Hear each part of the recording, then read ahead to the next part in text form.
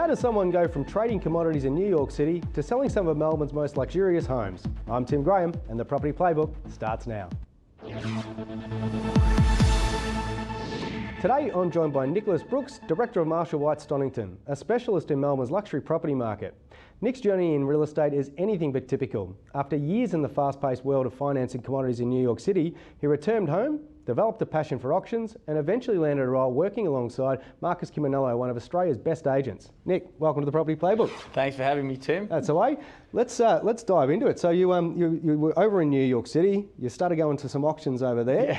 How did you end up back here and landing a role in arguably one of the best performing real estate agents in the country? Yeah, it's funny how anyone ends up in real estate. I find very few find it as their first preference. Yeah. So they've either come from a different background or found their way there somehow. But for me, I was working stockbroking just around the corner here on Collins Street, and ended up in New York. And both here and there, I had a fascination with property. We see them now very regularly, day to day. The property pervert just wants to come and check out the latest architecture and interiors and finishes. So I was definitely one of those, just a pain in the backside to the local agents. And then it was just an itch I had to scratch. So I used to go to opens here. Used to go when we were in New York, just go and check out some of the penthouses and lofts and those sort of things in New York. And then eventually it just came time. It was sort of, like I said, an itch I had to scratch. And my wife said, shut up about it and just go and do something. So that's what I did. So how did it come about? Obviously working with Marshall White, and congratulations on making director there recently as well. Thank you. Thank you very much. But yeah, obviously, the typical pedigree is going, start door knocking and everything, and I'm sure you had to do a bit of that too. But to land a role there, they saw something in you. What do you think it was? I think everyone brings a different skill set depending on what their background is. I was pretty hungry. Still remain pretty hungry, but was certainly very hungry in those early years. I always figured I was the least experienced in the company. I'd come to it pretty late. I think I was 32 or 33 or something like that. And so I was really hungry to get my skill set up and learn and just some of the calibre that was there remains at Marshall White. To be able to learn from them and see firsthand, it was a great opportunity and sort of one that I was pretty keen to take with both hands. Yeah, no doubt. Yeah. And Stonnington specifically, it's definitely the region you're going to get some of the best real estate in Melbourne, that's for sure. What's a sort of median price that people could expect to pay there and you're moving at the moment? Stonnington it's a fairly broad span you've got there, starting off with sort of South Yarra, making its way through Paran, Windsor. Toorak being the probably crown of a lot of them, Armidale, and then extending all the way through. This is where my field of expertise tends to pull up. But no, you've obviously got Melbourne East, Glen Iris that runs all the way through. I think one thing I found out pretty quickly is that you can't be everything to everyone, and so it's more a matter of become a specialist, work out geographically where you want to work, style of homes, types of homes, price points. And as we know, if we've got something wrong with us, we want to see the specialist, not the generalist. So that's sort of what I've done. My field of vision's generally been from St Kilda Road through to Glenferrie Road, so that takes in Armidale, Toorak, Paran, and South Yarra. So some of those price points get pretty punchy, and even in the 7 or 8 years that I've been doing it, seeing the growth that's come through there, it's phenomenal. It seems to be the area of the market in Melbourne, whilst we have seen the market here in Melbourne slow down over the years and starting to maybe pick up now, but it seems to be that higher end that's still been ticking along. Would that be right? Yeah, it's strange. I think it's ignorant to say that it's insulated completely from what's going on in the broader economy. Yep.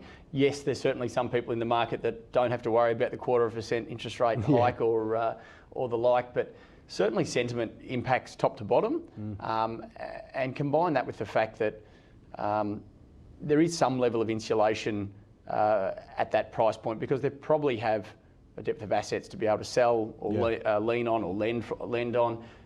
There can sometimes be the international market can play a heavy part in that, but certainly the local buying market still has to underpin that. And we saw that in especially the COVID years when there wasn't that international buyer pool. Some suburbs that are heavily reliant on the international buyer, we saw them have the biggest swings in terms of drop away on prices. So Yeah. In terms of unit market as well, obviously we've often talked about historically you need to be buying land in order to get growth, but over the last couple of years, in fact, CoreLogic came out a couple of months ago saying 62% of unit markets around Australia are actually outperforming housing markets on capital growth. Are you seeing there's cohorts going into unit markets now? Certainly, it's I think that's the market that's unthawing. Yeah. That's not a word.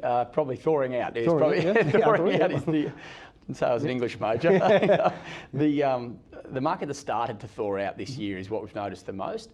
For whatever reason, post-COVID, the apartment market was a little bit stagnant. Yeah. There was just that. I mean, they're a fantastic lock-up and leave for a lot of people. Given the circumstances we had, you weren't allowed to leave, so they were seen as a bit of a lock-up. So now we want to be locked up because of some crime rates and things going on as well. So there's probably an element of that wants people to the lock-up and leave and security of apartment living. It's certainly been one of the reasons people have started circling back, and I think, like we talked about, like end of COVID, if you were locked up, whether it was a 2-week or a 2-month lockdown, you didn't come out of a 2-month lockdown and buy 60 coffees. That money was lost to the local cafe. Yeah. People that didn't choose to downsize during that period, they may have delayed it, they may have pushed it down the road a little bit, but eventually they are probably going to choose to downsize or even just right size. Some people that choose to have that apartment for security aspects, they might be doing a lot of travel for work, they might be interstate more, they might have a coast or a country place. Yep. The people that did delay that decision are now circling back, and while there was a lot of supply on the market, I think that started to dry up a little bit. Yep. And certainly, you're saying with some of their units outperforming, buyers in the market that do their research and have a look around and know that a building doesn't have cladding issues, it's traditionally really well run from an OC standpoint, the OC fees aren't getting out of hand. And it depends what people are looking for. Some people love the fact that it's a low density building. Yeah. Built by a well-known designer, architect. Some of them love the fact that you get gardens by one of the name landscape gardeners throughout Others Melbourne. just want the amenities of the pools, the gyms. Exactly right. We had a lady recently said, her husband had passed away many years ago, and she said, Nick, I've got to find one with a concierge because when I need to zip my dress up at 7 o'clock before I go out for a night. And I said, those concierges might be earning their money there. Exactly. That's the sort of thing they're called upon. But handy when you need your Amazon delivery as well. Very much so. So the buyers that work out what it is that they want and are sort of hunting those apartments, they have been a bit judicious about which ones they want to pick and what areas they want to be in, but certainly that's the market that's starting to sort of get a bit of traction now. Yeah, right. And in terms of that higher end luxury market that we're seeing in your Tooraks and things, we're still seeing some record sale prices even in a quieter market. Yeah, that's right. It's just, it's like any market. It's just that scarcity. Whether it's the size of some of these properties that are coming to market, they just don't transact regularly. No, that's right. Or it's the finishes. I know post-COVID, a lot of people are saying there's some of these houses, the quantity of them that are transacting is just phenomenal. A lot of the reason for that is, especially the ones that are finished or new built or recently built, a lot of people had a bit of 2-year hiatus, middle of COVID. Yeah. If they decide they want to build something and luxury and go through the planning and then go through the build and then eventually move, that's probably another 2.5, 3 years of their life they've got to set aside before they get into it. Yeah.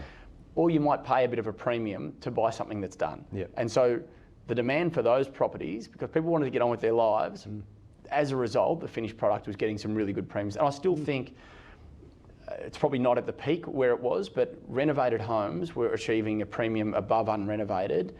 Certainly in excess of anything I'd seen in my career. It's starting to come in a little bit more and people have got that appetite to renovate again, to do some work, to buld. Well, it's a lack of trades as well. It's been bloody hard to get someone to do the work. Yep, certainly so. It's a good segue though. An established product's pretty easy to market as opposed to an off the plan where it's actually real. And I've got to say, Marshall White's marketing is just out of this world. I think world class. Your team there are incredible at what they do. How important is marketing in a project when you're asking, not even a project, a property, when you're asking 3 mil plus? It is. It's and thank you for that. Marshall White put a huge focus on their marketing, and they want to make sure the properties we represent are looking the best they can. Exactly. Yeah. So we, as much as we'd like to pat ourselves on the back for it, we really are just bringing together. It's the owners that have reached out to the architects who have done the designs, the builders that have done the finishes. And then on our side of it, it's the videographers, the photographers, the stylists that all do their part.